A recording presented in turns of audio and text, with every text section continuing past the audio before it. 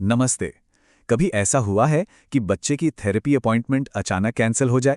आज हम यही देखने वाले हैं कि ऐसी सिचुएशन में घर पर ही एक असरदार स्पीच थेरेपी सेशन कैसे किया जा सकता है, बिल्कुल वैसे ही जैसे हम अनन्या के साथ करते हैं। हाँ, तो ये एक ऐसी सिचुएशन है जिससे बहुत से पेरेंट्स रिलेट कर पाएंगे और सच कहूं तो थोड़ा निराशाजनक भी लगता है। पर इसका मतलब ये तो नहीं कि सीखना ही रुक जाए, है ना? तो हमने सोचा कि हम सीखने की इस जर्नी को घर पर ही जारी रखेंगे। ये सिर्फ एक बैकअप प्लान नहीं है, बल्कि ये एक मौका है ये दिखाने का कि हम अपने बच्चे की प्रोग्रेस में कितना एक्टिव रोल निभा सकते हैं। चलिए, सबसे पहले मैं आपको हमारे सबसे ज़रूरी टूल से मिलवाती हूँ। ये है एक एएसी डिवाइस, जिसे हम प्यार से टॉकर बुलाते हैं। तो ये एएसी डिवाइस है क्या आखिर? देखिए, सिंपल भाषा में कहूं तो ये एक टैबलेट या ऐप है जो उन बच्चों के लिए आवाज़ का काम करता है जिन्हें बोलने में मुश्किल होती है। इसकी मदद से वो अपनी ज़रूरतें और अपने आइडियाज़ आसानी से बता पाते हैं। ये देखिए, ये है अनन्या के टॉकर का होम पेज। इसे बहुत सोच समझ कर डिज़ाइन किया गया है। इसमें मैं और क्या जैसे ज़रूरी शब्द हैं और साथ ही फूड और एंटरटेनमेंट जैसी कैटेगरीज भी हैं, ताकि वो जो चाहे आसानी से कह सके। और ये देखिए, सेशन शुरू होने से पहले ही अनन्या ने अपना रिवॉर्ड चुन लिया है, डांस। इससे होता यह है कि उसे काम पूरा करने के लिए मोटिवेशन मिलता है और उसे लगता है कि सिचुएशन उसके कंट्रोल में है। ठीक है, तो अब आते हैं अगले मज़ेदार हिस्से पर, जहां हम देखेंगे कि कैसे रोज़मर्रा की चीज़ों को सीखने के मज़ेदार टूल्स में बदला जा सकता है। पहली एक्टिविटी बहुत ही सिंपल है। हम किचन के खिलौनों का इस्तेमाल कर रहे हैं। ये कलर्स सिखाने का एक बहुत ही अच्छा तरीका है, क्योंकि बच्चे इन चीज़ों को रोज़ देखते हैं। हम टॉकर का इस्तेमाल करके इंस्ट्रक्शंस को और पक्का करते हैं, जैसे पीली वाली प्लेट आपस रखो। हमारी अगली एक्टिविटी है शेप्स के बारे में, और इसके लिए हम यूज़ कर रहे हैं एक खिलौना समोसा। तो सबसे पहले हम उसे ये दिखाते हैं, फिर पूछते हैं ये कौन सी आकृति है।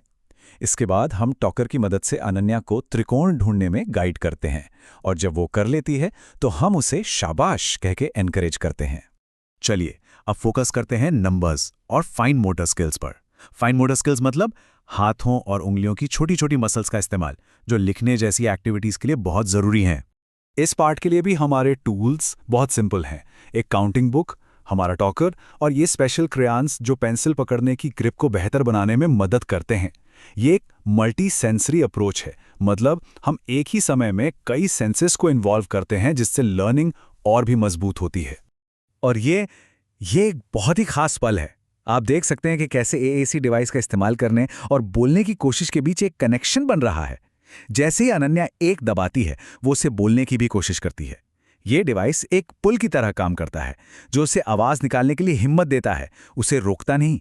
अब तक हमने देखा कि क्या करना है, पर अब बात करते हैं कैसे करना है, कि जो इस पूरी प्रोसेस के पीछे की सबसे जरूरी सोच है।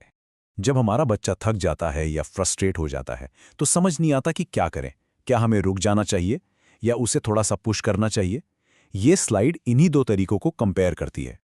और ये बात इस कोट में कितनी खूबसूरती से कही गई है। मुझे पता था कि उसे एक्टिविटी पूरी करने के लिए थोड़ा पुश करने की जरूरत है, और उसने बहुत सुंदर ढंग से किया। ये दिखाता है कि कभी-कभी हमारा प्यार भरा प्रोत्साहन ही बच्चे के कॉन्फिडेंस के लिए सबसे अच्छी चीज होती है। और अब आती है बारी सेशन के सबसे मजेदार हिस्से की, जो इस पूरी लर्निंग प्रोसेस को एक हैप्पी नोट पर खत्म करता है। और ये देखिए, सेशन खत्म होता है ढेर सारे बबल्स और एक हाईफाई के साथ। इससे मेहनत सीधे मजेदार इनाम से जुड़ जाती है, और ये पक्का करती है कि सीखना हमेशा एक पॉजिटिव एक्सपीरियंस बना रहे। तो इस पूरे घर पे थेरेपी सेशन से हमें क्या सीखने को मिलता है? असल में ये तीन चीजों का एक पावरफुल कॉम्बिनेशन है। एक स्ट्रक्चर्ड प्लान, खेल खेल में सिखाना, और जब मुश्किल लगे तब भी धीरे धीरे आगे बढ़ते रहना। और बस यही सोच मैं सबके लिए छोड़ना चाहती हूँ। जरा अपने घर को एक नई नज़र से देखिए। आपके घर में ऐसी कौन सी रोज़मर्रा की चीज़ें हैं जिन्हें आप सीखने और विकास के असाधारण मौकों में बदल सकते हैं? देखने के लिए धन्यवाद।